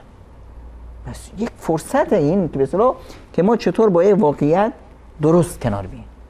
انشاءالله که همه خواهرانی که در این شرایط قرار دارن بتونن که انشاءالله لحظات زندگیشون رو زیباتر کنن. برادری فرمودن که تشکر از شما، همچنین از شما برادر عزیز. 27 سالمه و الله جل جلاله رو شکرگزارم که الحمدلله دنیادار هم هستم، صورت زیبایی هم الله تعالی نصیب من کرده. الله تعالی حفظ کنه براتون صورت زیبای شما رو. ولی خانواده برام هر چی کوشش میکنن که زن پیدا کنن، خواستگار برام پیدا، خواستگار میرن نمیشه. خبر میشن که من در اروپا هستم، به من زن نمیدن، چیکار کنم؟ ایشون آقای خوشتی به پولدار عجیبه، من تعجب میکنم. خوشگل 27 ساله پولدار اروپا نشین زن پیدا نمیشه براش. آها نه چرا؟ آقای اروپا نشین این بیانگر این هست که جوامع هنوز ملت ها خیلی توشون خیر هست. من به همه اینایی که به شما زن نمیدن حق میدم. چرا؟ چون که اینها از آینده دخترشون، آینده نوه‌هاشون میترسن. دخترشون رو بندازن اروپا با اون وضع اروپا اونجا. پس من به شما توصیه میکنم که به این اروپا زن بدن، به اون اروپا زن نمیدن، به این اروپا میخوان زن بدن. نمیخوان که به اروپایی زن بدن چون که بچه‌شون ضایع نشه، آیندهشون ضایع نشه. و اروپا ببین استاد سلیمانی، اروپا یا اونایی که هستن خودشون شاید اینقدر در خطر نباشن که فرزنداشون در خطرن. نمیخواد طرف که فرزنداش تو اون جو اروپایی زندگی کنند و اون جوری بشن که اونا هستن. یعنی چون فکر می‌کنید چون ایشون اروپا زندگی میکنن مشکل؟ بله، مردم از آینده دختراشون میترسن. اگر کسی سوال مطرح بکنه خب هر کسی که اروپا میره که هم سم نیستن. خب من الان ببین فضای اروپا فرهنگش یه چیزی دیگه است. من به شما توصیه میکنم که شما چون در اروپا هستید دختر شرقی نگیر اصلا. خب چون این دختر شرقی بیاد اونجا با مشکلات روبرو میشه، با فرهنگ اونجا نمیتونه کنار بیاد، سخته براش. تا این بخواد با فرهنگ اونجا کنار بیاد زندگی شما رو راست نمیشه. پس بهتر از این است که شما در همون اروپا در فکر ازدواج باشید. یک دوما قضیه ازدواج یک روزی هست از جانب خداوند. روزی دهنده خداست. شکل زیبای شما هم نیست، پولت هم نیست. خب اینو رو از سرت بذار کنار. خداوند متعال یک قانون گذاشته: و من یتق الله یجعل له مخرجا و یرزقه من حیث لا یحتسب. کسی که تقوای الهی پیشه میکنه، خداوند متعال براش گشایشی میاره و از جایی که در تصورش نیست بهش روزی میده. پس شما از جایی که در تصورت نیست خداوند بهت روزی میده، به شرط اینی که تقوا رو پیشه خودت کنی، آدم درست، خوش اخلاق، خوش دینی باشی. یک. دوم، یک ترفندی هم یادت میدم، این رو میگن ترفند موسایی، حضرت موسی علیه السلام. برو همیشه کارهای خوب بکن، خدمت به جامعه. حضرت موسی علیه السلام رفت یه جایی، چند تا دختر بودند، یک خانواده‌ای ناتوان بودند، به اونها کمک کرد، یک کاری کرد فی سبیل الله اخلاصاً برای خدا بدون هیچ گونه چشم داشت. بعدش چی شد؟ رفت زیر درخت نشست، گفت رب انی لما انزلت الی من خیر فقیر. خدا دیگه خودت میبینی که من وضع حال ندارم، نه پول پله‌ای دارم، نه خانه و خانواده‌ای، هر چی فقیرتم. خب فوراً بعد از دعای حضرت موسی چی شد؟ فجاءت فوراً بعده که یکی اومد که با صدات میزنه، رفت گفت که بیا عزیز جان من به کار میرم، به زنم میرم.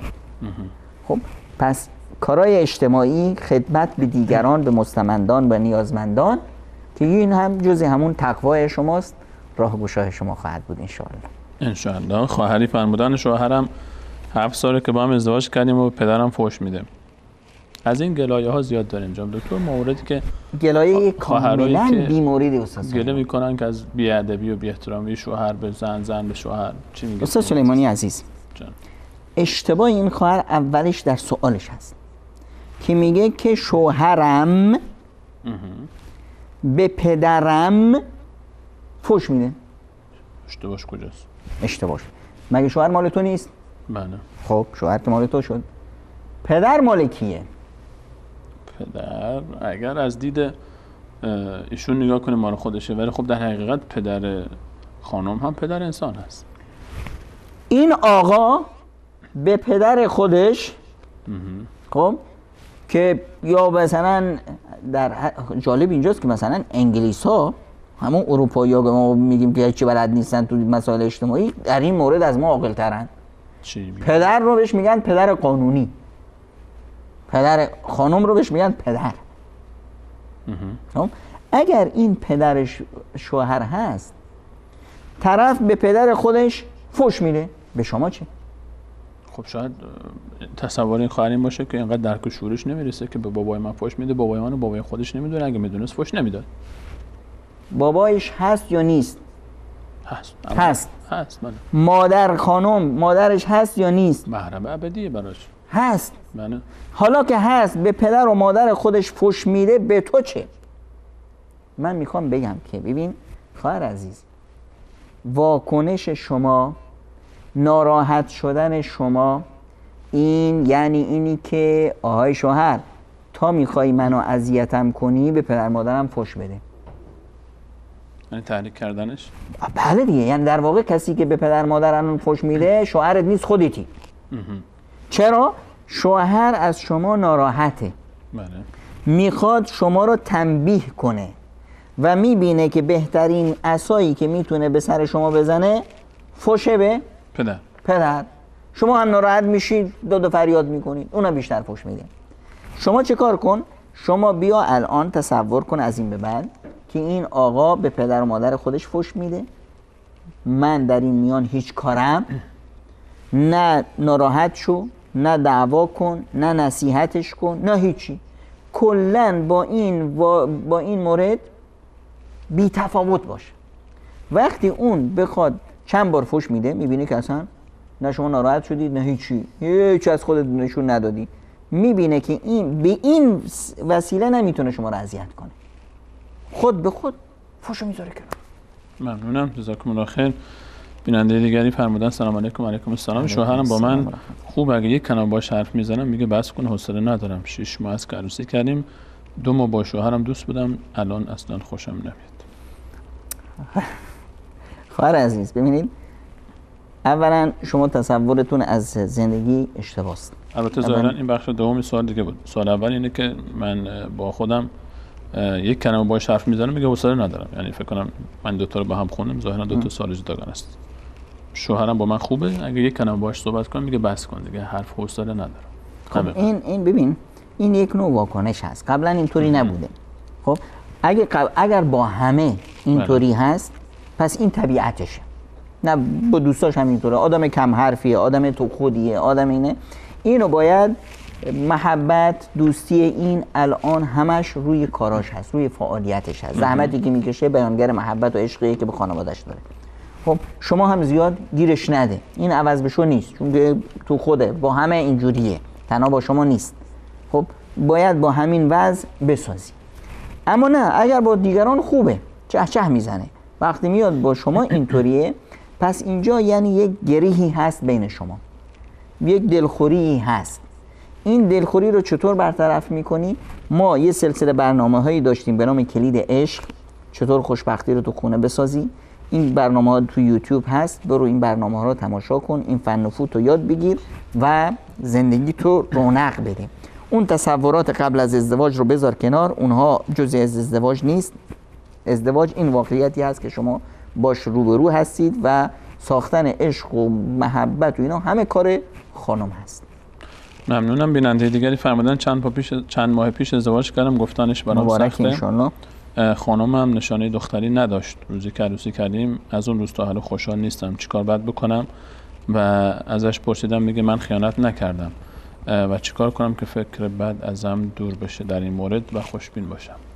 این موردی هست که خیلی از نوجوانای جوانای ما باش روبرو هستن. یه چیزی شنیدن و یه تصوری تو ذهنشون گذاشتن و این تصور بچگانه است و درست نیست. عزیز من، شما شنیدید نشانه دختری و خانم ها گفتند و بعضی از آقایون هم تعریف کردند. این همه این تعریفات و گفته های خانم ها، اینها همش چخانه، با کمال احترام.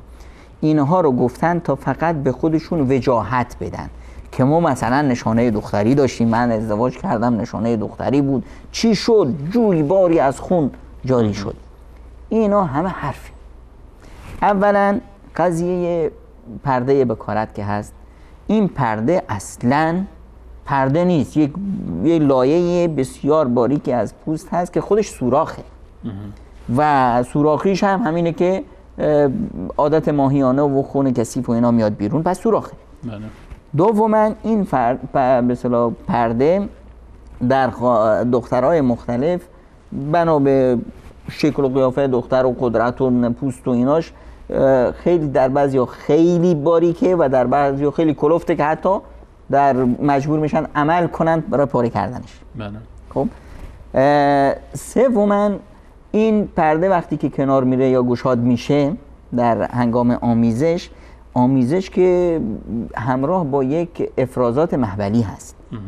وقتی که این افراز میشه، این پرده که میره کنار، گشاد شدن این پرده احیانا این که به اصطلاح کشی و نرم هست که خیلی راحت باز میشه بدون هیچ گونه حتی یک قطره خون.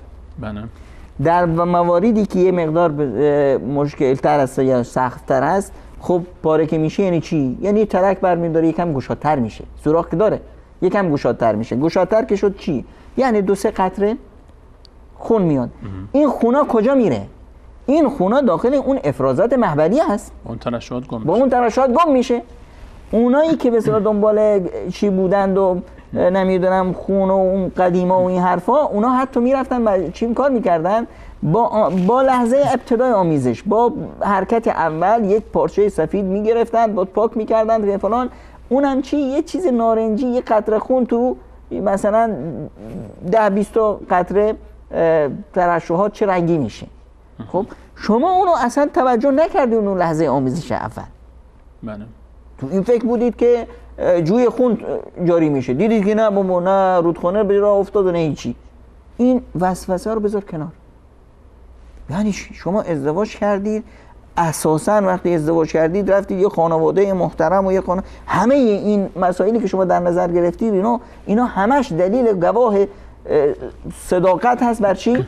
بر اینی که یک خانواده محترم هست، یک خانم درست هست. الان شما اومدید با یک اوهامی، با یک وسوسه های شیطانی داری زندگی تو به هم برسی. این رو بذار کنار، این وسوسه ها رو دور کن اولا. ثانیاً این گونه وسوسه ها یا این حرف ها، اینها یک نوع خیانت هست. شما این حرف رو جایی بزنید، اگر این دختر بره به علیه شما شکایت کنه، اصلا شما بازخواست میشید. یا قانون اسلامی باشه اصلا شما رو تازیانی میزنن. شما دارید به یک زن پاک دامن تهمت میزنید. این حرف کمی نیست. شما الان با این حرفت، با این وسوسه دارید یک زن رو زیر سوال میبرید. خانواده رو زیر سوال. یک خانواده، یک فامیل محترمی که به شما اعتماد کردن و شما رو به فرزندی قبول کردن، این دیگه نهایت نمک بر حرامی است. یعنی شما رو آوردن بچه خودشون کردن که شما بیاید آبرو و حیثیت چرا ببرید؟ این وسوسه هایی که شیطانی هست، اینا رو از زنت بذار کنار و توبه کن و زندگی شیرینی رو برای خودت و برای همسرت، برای خانواده‌ات انشالله با توکل بر الله متعال و صدق و اخلاص و وفا یه زندگی خوشبختی رو برای خودت سبز کن. ممنونم. اگه اجازه بدید سوال آخرم بپرسم. و برای خواهر دیگری فرمودن وقتی شوهرم جایی میره نمیتونم تحمل کنم، همش گریه میکنم تا وقتی برگرده. فقط گریه و ناراحتی، انقدر گریه و ناراحتی دارم که خسته میشم، نمیدونم چیکار باید بکنم. ایشون خیلی دیگه محبت دارن نسبت به شوهرشون. نه ایشون محبت ندارن، ایشون یک نوع وسواس دارن. ایشون دچار یک نوع مفهوم درست زندگی رو نفهمیدن. همون ابتدای کار گفتیم نه این دلتنگی نیست. یعنی اینی که این خانم خودشون رو وابسته کردن، کل زندگیشون شوهرشون هست. به خاطر چی؟ به خاطر اینکه این زن هنوز توی افکار قبل از ازدواج هست. قبل از ازدواج چه وضعیتی داشتن؟ خب بعد از ازدواج فکر میکنه که اون روند ادامه خواهد داشت. یعنی چی قبل از ازدواج چطور؟ قبل از ازدواج شیفته هم بودند و نمیدونم تشنه هم بودند و فلان. خب بعد از ازدواج زندگی میاد. خب هست دیگه، الان از بس از دوریش داره گریه میکنه. خب دیگه میخواد که همیشه کنارش باشه. اگر همیشه میخواد کنارت باشه چطور زندگی ساخته میشه؟ این مشکل. خب شما همیشه میشید توی اتاق به هم دیگه نگاه میکنید تو از گشنگی تشنگی بمیرید. این که نشد.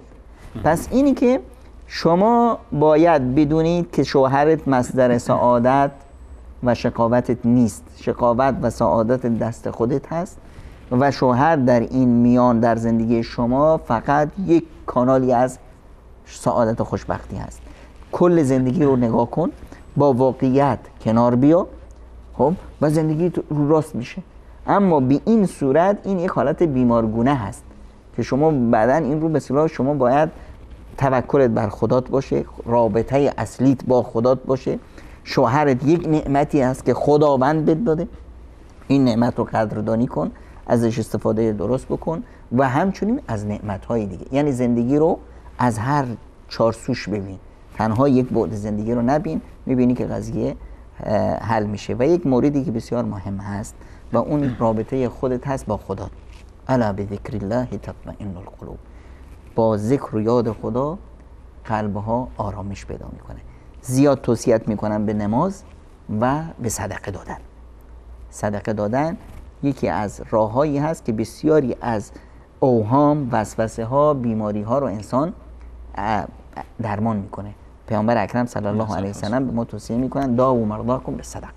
این یک نوع بیماری روانی هست. شما خودتون رو با صدقه دادن درمان کنید، به خصوص به افراد مستمند خیش و اطرافی که میشناسید و این مورد انشالله به سادگی برطرف میشه. انشالله باقی مانده سوال های شما بینندگان عزیز انشالله در برنامه بعد حتما مطرح خواهیم کرد. بعض پوزش و به قول معروف دیر و زود داره، پاسخ به سوال های شما هم سوخت و سوز نخواهد داشت. انشالله میتونید که در طول فاصله این برنامه تا برنامه بعد سوال ها، نظرها و پیشنهادهای خودتون رو آنچه که مرتبط به موضوع های برنامه سفره دل هست با ما در میان بگذارید و برای ما ارسال بکنید از طریق واتساپ و یا تلگرام و همچنین از طریق صفحه ما در فیسبوک میتونید که با ما همراه باشید و نظراتتون رو بفرستید. جناب دکتر بیننده عزیزی از ترکیه هم درباره موضوع برنامه گفتن که بسیاری از مشکلاتی که بین این همسرها، چند همسر چی گفته بودیم، هم باغ ها گم شد، این خواهرانی که یک شوهر دارن پیش میاد بیشتر به خاطر ناعدالتی شوهر است. این موضوع احساس میکنم در برنامه بعد نیاز به توضیح بیشتر خواهد داشت. انشاءالله برنامه بعد روی همین موضوع میریم که آقایونی که بیش از چند همسر دارن، بیش از یکی، بیش از یک همسر دارن، اینها چطور این غیرتی که بین همسرها هست اینها رو چطور مدیریت کنن و چطور اینو قابل هضم باشه براشون و وظیفه خودشون در این میان چه هست. شمایی که هر که خربزه میخوره باید لرزش هم باید بشینه. الان که شما که برای خودت انتخاب کردی که بیش از یک همسر داشته باشی، الان چطور رابطه اینها رو مدیریت کنی و چطور رابطه خودت با اونها رو مدیریت بکنی تا به جای اینکه یک کلبه خوشبختی داشته باشی بیش از یک کلبه رو خوشبخت بکنی. انشاءالله ممنونم جناب دکتر از حضور شما در برنامه امروز. همچنین تشکر میکنم از همه شما عزیزان که تا این لحظه برنامه خودتون رو یاری کردین. باذن الله تعالی انشاءالله در برنامه بعدی این موضوع رو با ابعاد دیگری پیگیری خواهیم کرد، موضوع همشوهری، رقابت یا مشارکت و الان خصوص موضوع بحث ناعدالتی هایی که اتفاق میفته از طرف شوهر رو که صحبت مهمی است و همینجوری که این بیننده عزیز بزرگوارمون اشاره کردن یکی از اسباب اصلی مشکلات، ایجاد مشکلاتی که بین چند همسر هست، اون کسانی که هم شوهر هستن، این موضوع هست. ان شاءالله در برنامه بعد اگر عمری باقی بود ممنون شما عزیزان ادامه خواهیم داد این موضوع رو. تشکر میکنم از همه شما عزیزان و تا برنامه بعد شما رو به الله متعال میسپارم به همراه دعا برای تمامی گذشتگانمون که از دنیا رفتن. الله متعال هم اونها رو به مورد رحمت، بخشش و مغفرت خودش قرار بده و ما و شما رو بر مسیر توحید و عبادت الله متعال تا آخرین لحظه حیات پایدار بدارد. الله یار نگهدار شما.